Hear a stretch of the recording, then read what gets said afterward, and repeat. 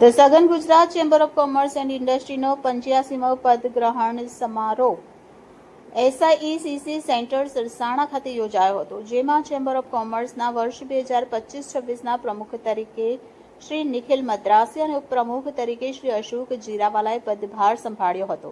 Shri Nikhil Madrasi chamber of કોમર્સના 79માં પ્રમુખ બન્યા છે.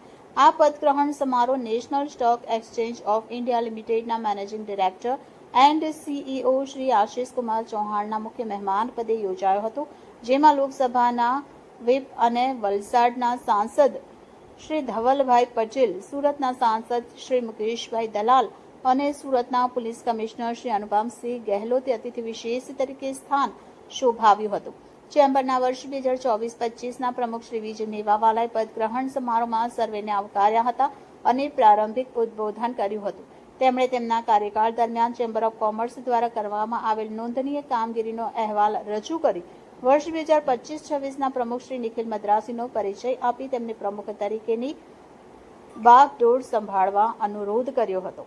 પદગ્રહણ સમારોહમાં સૌથી મહત્વની બાબત એટલે કે ચેમ્બર ઓફ કોમર્સના વર્ષ 2025-26ના પ્રમુખ તરીકે શ્રી નિખિલ મદ્રાસી અને ઉપપ્રમુખ તરીકે શ્રી અશોક જીરાવાલાએ પદભાર સંભાળ્યો હતો.